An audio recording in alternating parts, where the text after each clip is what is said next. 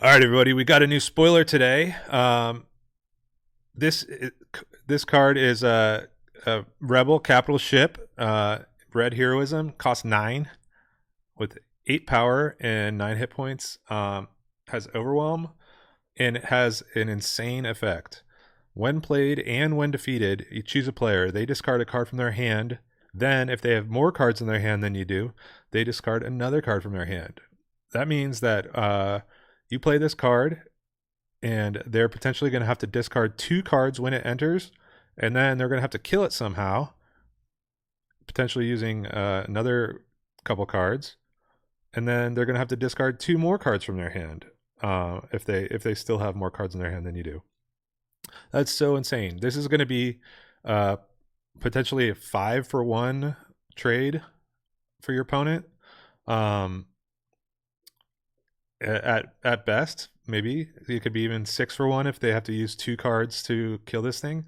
Um, if they don't have more cards in their hand than you, you're still going to be able to just play this and have them discard the one or potentially the 1 or 2 cards that they have in their hand that they would have used to kill this, making it more difficult to answer the 8 damage that they're going to have coming at them in space. And then if they're not able to answer it on that turn, the following turn, you could potentially be getting a 2-for-1 that turn because they're gonna, the when defeated effect.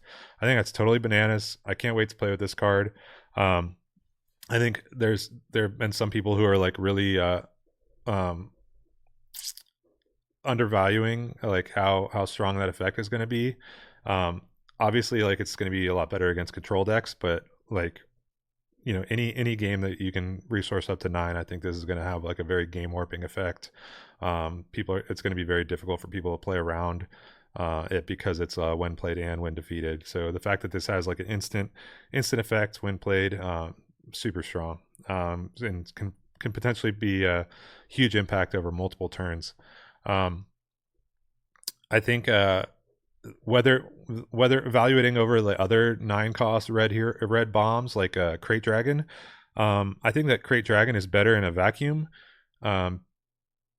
That just like overall more powerful ability, basically sometimes locking people out of the game because the units that they would play to try and kill the Crate Dragon just die to the Crate Dragon's effect. But because Crate Dragon can't do damage to units in space, if in Jump to Lightspeed, just space heavy decks become really prevalent, Crate Dragon could lose a little bit of value, not being able to affect that arena as much. So I could see a situation where this supplants Crate as like the 9-cost bomb in red hero decks. I'm definitely going to try it. I can't wait to practice with this deck. I can't wait to play test with it. I think this is the most exciting card I've seen out of this set so far, particularly as a Ray Tarkenton player.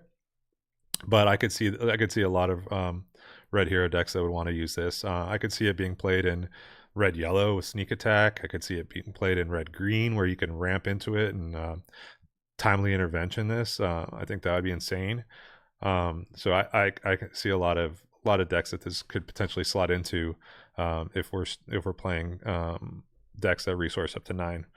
But anyway, I think the artwork looks super cool as well. I think it's going to look awesome in hyperspace foil. Can't wait. I can't wait to see what the alternate art is in Carbonite boosters. Super excited about this. I think it's going to be a lot of fun, unless you're on the receiving side of getting your hand discarded.